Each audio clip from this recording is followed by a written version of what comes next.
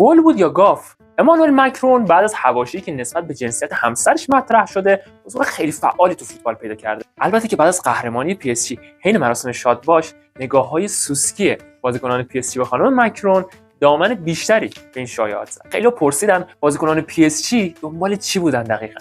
ماکرون کمتر از یه هفته بعد تو مراسم بدرقه تیم ملی فرانسه، البته بهتره بگیم تیم منتخب قاره آفریقا هم حاضر شد که بالاخره بعد از سالها با استناد به این عکس میتونیم بگیم این آفریقاست که فرانسه رو استعمار کرده، نه فرانسه آفریقا رو. حالت چهره و زبان بدن رایان شرکی هم به عنوان یکی از معدود سفیدپوستای موجود توی تصویر گواه بر این فرضیه است. احتمالاً بعد گلزنی فرانسه مقابل سنگال بعد شاهد همچین صحنه‌هایی هم باشیم. بازار موزیک ویدیو هم برای جام جهانی خیلی داغه.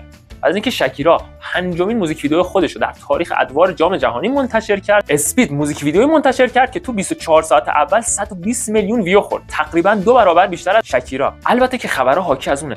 بانو شیدا همسر آقای مورایس مربی سپاهان قرار با دلارایی که از سپاهان گرفته موزیک ویدیو خفن بده بیرون و به نوعی پرچمداری کنه. پرچمدار اصلی که بازی تدارکاتی تیم ملی هستن. روزی که عراق قراره با اسپانیا بازی تدارکاتی داشته باشه، تیم ملی هم با، اگه درست تلفظ کنم، کشور مالی قرار خودش محک بزنه. پاریس سن ژرمن داره تون دو تا ستارهشو بالا پیرنش میزنه. داش جفتش مال خودته. تو که رئال بعد جمع بازی در نمیاد.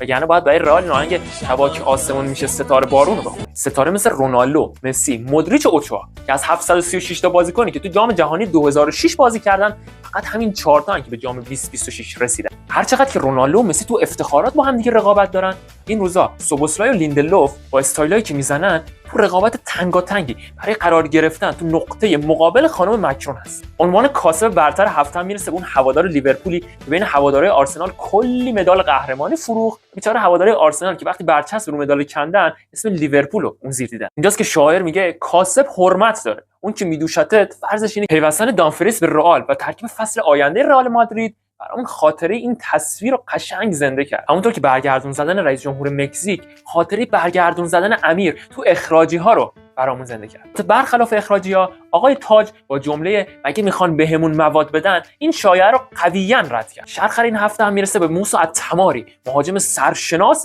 اردن که تو بازی دوستانه با سوئیس برخلاف تاکتیک مربی از قاعده این جاده‌ای که تو میخوای بری رو ما آسفالت کردیم استفاده کرد، تیم رو جلو میکشه و موفق میشه با 4 تا پاس ساده سوئیس رو به گل برسونه. حالا شما تو کامنت ها بنویسید به نظرتون کدوم یکی از همه گافتر بود. ما تو جام جهانی قراره هر روز برنامه گل یا گاف داشته باشیم.